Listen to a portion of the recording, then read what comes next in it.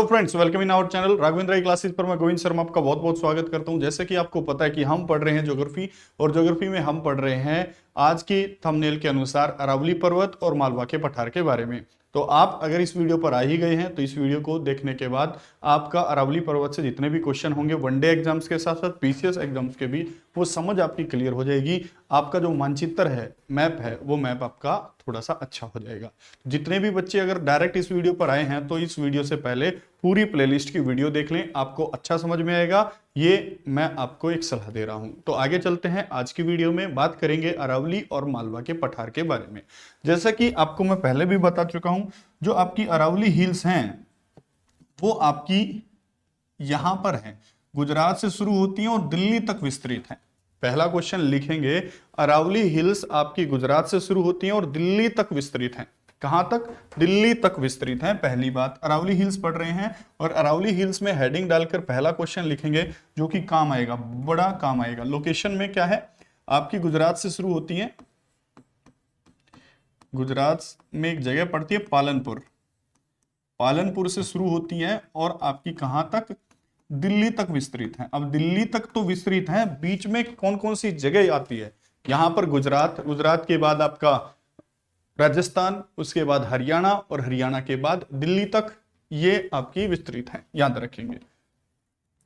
उसके बाद दूसरी बात जो आपको याद रखनी है, वो बात ये याद रखनी है कि जो अरावली हिल्स हैं, माना जाता है ये दुनिया का सबसे पुराना पर्वत है, सबसे पुरानी पर्वत श्रृंखला है दुनिया की, ऐसा माना जाता है।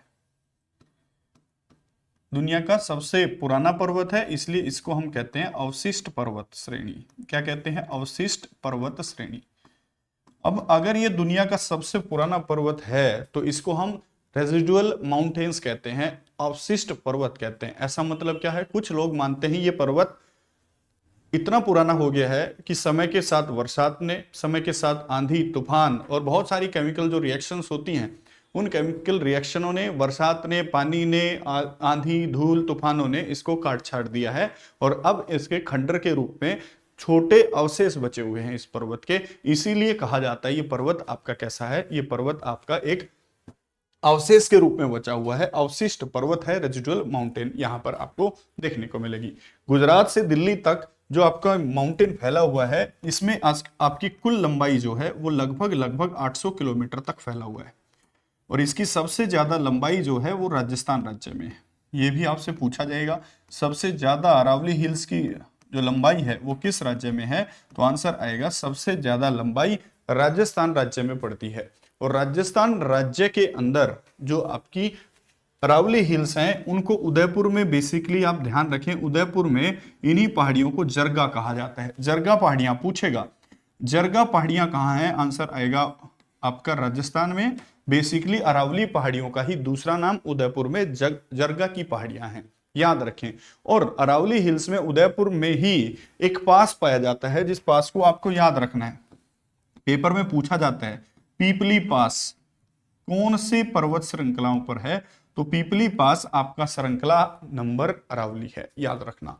अरावली हिल्स पर उदयपुर में एक नेचुरल पास पाया जाता है, रास्ता पाया जाता है आने और जाने का, उसी चीज को आप पीपली घाट कहते हो या पीपली पास कहते हो, दोनों बातें ध्यान रखना।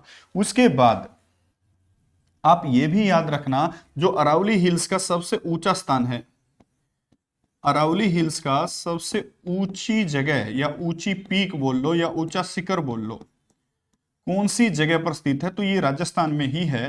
राजस्थान में एक जगह पड़ती है माउंट आबू, माउंट आबू एक जगह पड़ती है और माउंट आबू पर एक शिखर है, जिस शिखर का नाम है गुरु शिखर। तो अगर आपसे उल्टा क्वेश्चन पूछ ले कि अरावली हिल्स का सबसे ऊंचा पर्वत या ऊंची पीक कौन सी है, तो आंसर आएगा गुरु शिखर। अरावली हिल्स की सबसे ऊंची पीक है जो कि माउंट आबू राजस्थान में स्थित है, जिसकी कुल ऊंचाई लगभग आपकी 1722 मीटर ऊंची है। कितनी है? 1722 मीटर ऊंची गुरु शिखर अरावली हिल्स पर ही स्थित है, जो कि अरावली हिल्स की सबसे ऊंची चोटी है। साथ साथ राजस्थान की भी सबसे ऊंची चोटी यही होगी। उसके बाद अगला पॉइंट अगर आपसे पूछें, इसी माउंट आबू जगह पर एक प्रसिद्ध, अरावली हिल्स पर एक प्रसिद्ध मंदिर है, जिस मंदिर का नाम है दिलवाड़ा जैन मंदिर। क्वेश्चन पूछेगा आपसे, दिलवाड़ा जैन मंदिर निम्न में से किन पहाड़ियों पर स्थित है? तुरंत आंसर आएगा दिलवाड़ा, प्रसिद्ध दिलवाड़ा जैन मंदिर अरावली हिल्स पर ही स्थित है, और ये आपका माउंट आबू पर एक चोटी जो आपको बता रहा हूं वहीं पर ये मंदिर स्थित है। तो याद रखना इन बातों को, ठीक है, याद रखना। तो दिलवाड़ा जैन मंदिर कहाँ है? दिलवाड़ा जैन मंदिर राजस्थान में है, जो कि अरावली हिल्स पर पड़ता है। आगे अगर देखें, अरावली हिल्स पर ही आगे अगर मैं बात करूं तो अरावली हिल्स पर एक नदी अरावली हिल्स को काटती है, बनास। अरावली हिल्स को पश्चिम से पूर्व काटने वाली नदी का नाम बताइए। आंसर आएगा बनास नदी। और बनास नदी कौन सी नदी में जाकर मिलती है? तो चंबल नदी की सहायक नदी है, बाद में ये चंबल में मिल जाती है। तो अरावली हिल्स को बीचों बीच से काटने वाली नदी कौन सी है? जो कि चंबल की सहायक नदी है, पेपर में आता है। तो आंसर आएगा बनास नदी अरावली हिल्स को क्या करती है? बीचों बीच से काट देती है। ऐसा आप समझ रहे होंगे ध्यान से। उसके बाद आगे लिखेंगे, आगे पॉइंट क्या बनेंगे, मैप को थोड़ा सा रफ कर देते हैं। आगे पॉइंट बनेंगे, वो पॉइंट आपके बनेंगे कि जो आपकी दिल्ली के अंदर अरावली हिल्स देखेंगे तो अरावली हिल्स पर कुछ बातें स्थित हैं, और अरावली हिल्स को दिल्ली में ही दिल्ली रेंज कहते हैं। रेंज हालांकि एक शब्द है, दिल्ली रेंज किसे कहते हैं? आंसर आएगा दिल्ली में स्थित अरावली हिल्स की पहाड़ियों के जो पार्ट हैं, जो हिस्सा है, उसको हम दिल्ली रेंज कहते हैं, ये याद रखना। अब दिल्ली के अंदर अगर बस स्टैंड के आसपास जाओगे तो वहां पर कुछ पर्यटन स्थल हैं, जैसे कि मजनू का टीला। मजनू का टीला किन पहाड़ियों पर स्थित है? पूछा जाता है। आंसर आएगा अरावली हिल्स पर। कहां पर स्थित है? आंसर आएगा दिल्ली में स्थित है। उसके बाद एक एक बातें लिखते चले जाएंगे।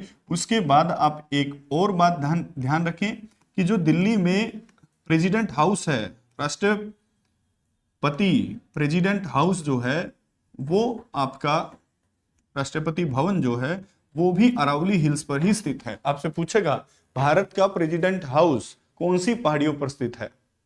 आंसर आएगा आपका अरावली हिल्स पर स्थित है, ध्यान रखेंगे। उसके बाद क्या पूछेगा आपसे? उसके बाद अगर आपसे पूछेगा हरियाणा के अंदर भी तो आती है सर, हरियाणा के अंदर अरावली हिल्स को हम मेवाती पहाड़ियों के नाम से जानते हैं। कौन सी पहाड़ी? मेवाती पहाड़ियों के नाम से जानते हैं आपके हरियाणा में।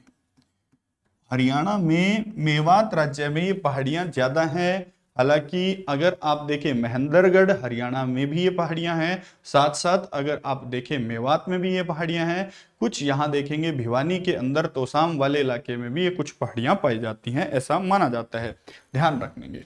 उसके बाद जो अरावली हिल्स है वहां पर अगर आप देखेंगे तो आपके देखो सूखा इलाका ज्यादा है, राजस्थान वाला इलाका हो गया, और ये महेंद्रगढ़ हरियाणा वाला इलाका हो गया, या फिर मेवात वाला इलाका हो गया। यहाँ पर बरसात कम होती है, तो जड़ी बूटी के नाम पर यहाँ पर कैसे पेड़ पाए जाएंगे? कांटेदार वनस्पतियां पाई जाती हैं अरावली हिल्स पर। इस बात को आप बिल्कुल ध्यान रखें, इस बात को आप ध्यान रखें, तो याद हो जाएंगी आपको ये सारी बातें। अरावली हिल्स के बारे में सबसे पुरानी है, रेजिडुअल माउंटेन है, राजस्थान में सबसे ज्यादा है, जरगा पहाड़ियां इनको कहते हैं, पीपली पास, पीपली घाट, सबसे ऊंचा शिखर आपकी अरावली पहाड़ियों का कौन सा है? ये आपसे पूछी जाती हैं चीजें, तो आप जरूर से भी जरूर ध्यान रखकर इन क्वेश्चनों को पढ़ लें, इन बातों को आप ध्यान से पेपर में पढ़ते चले जाएं। तो अरावली हिल्स के बाद अगर आप पढ़ें तो आपको पढ़ना पड़ेगा मालवा का पठार। और मालवा का जो पठार है अगर आप मैप में देखेंगे तो ये आपका राजस्थान, और राजस्थान के बाद ये आपका प्रायद्वीपीय भारत है, और मध्य प्रदेश में सबसे प्रायद्वीपीय भारत के सबसे ऊपर अगर देखेंगे मालवा का पठार मध्य प्रदेश में ज्यादा विस्तृत है।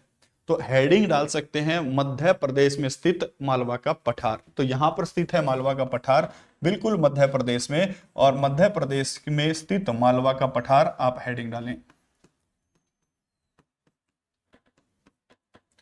क्वेश्चन आएगा पेपर में, मालवा का पठार किस राज्य में विशेष रूप से पाया जाता है? तो मालवा का पठार विशेष रूप से मध्य प्रदेश में पाया जाता है। और मालवा के पठार में पहली बात आपने देखी होगी, पहला देखेंगे सबसे ज्यादा मालवा का पठार कहां पर है? आंसर आएगा मध्य प्रदेश में सबसे ज्यादा है, ये मध्य प्रदेश में सबसे ज्यादा है। दूसरी बात, जो मालवा का पठार है, मालवा के पठार के बाद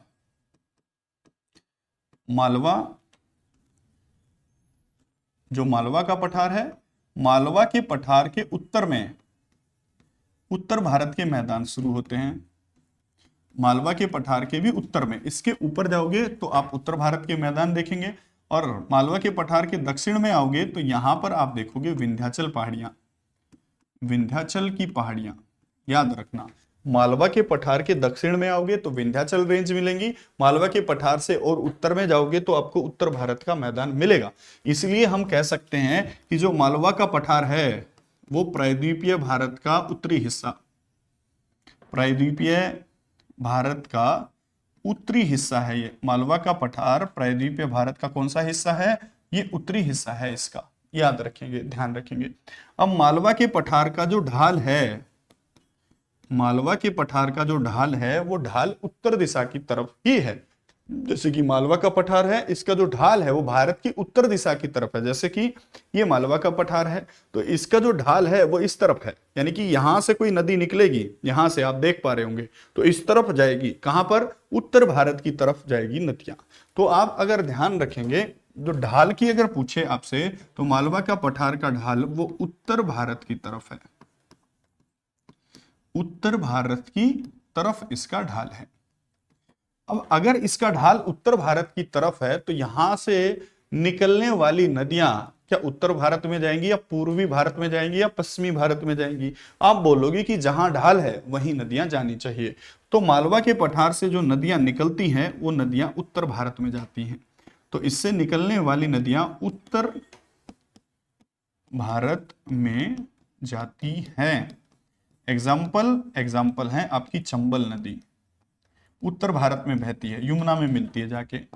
बेतवा नदी, ये कुछ उदाहरण हैं नदियों के जो निकलती तो मालवा के पठार से हैं लेकिन उत्तरी दिशा में जाने का काम करती हैं, ध्यान रखना। और चंबल नदी से भी ध्यान रखना, ये जो मालवा का पठार है, चंबल तथा उसकी सहायक नदियों ने इसको काट दिया है।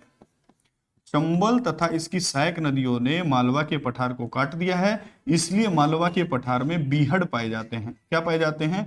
बीहड़ पाए जाते हैं। बीहड़ एग्जाम्पल हैं आपके एक प्रकार की पहाड़ों को नालियों के रूप में काट देना, क्या कहलाता है? बीहड़ कहलाता है, नालियों के रूप में। तो आपको याद रखना, नलिका, नलिका, नलिका की तरह पहाड़ों को नदियों के द्वारा जब काट दिया जाता है तो उसी से निर्माण होता है बीहड़ का, और बीहड़ में ही जीव जंतु अपना आश्रय ढूंढते हैं, वहां पर रहते हैं। और साथ साथ कुछ डाकू लुटेरे भी उन बीहड़ों में अपने जो आश्रय है वो आश्रय लेते हैं। इसलिए आपने कई बार सुना होगा मध्य प्रदेश में चंबल के बीहड़ और बीहड़ के डाकू, याद रखना, आपने सुना होगा। ध्यान से इन बातों को ध्यान रखना। उसके बाद जो मालवा का पठार है वो आपका काली मिट्टी से बना है। मालवा का पठार किस मिट्टी से? काली मिट्टी से। और काली मिट्टी आई कहां से? लावा के शांत हो जाने से काली मिट्टी आई, और इसी में बेसाल्ट की अधिकता है। तो कई बार यह भी बोला जाता है कि मालवा के पठार में कौन सी चीज सबसे ज्यादा पाई जाती है? तो इसमें आपका बेसाल्ट पाया जाता है। क्या पाया जाता है? बेसाल्ट यहां पर पाया जाता है। याद रखना, ध्यान रखना, ये बातें आप याद रखना, रख लेंगे।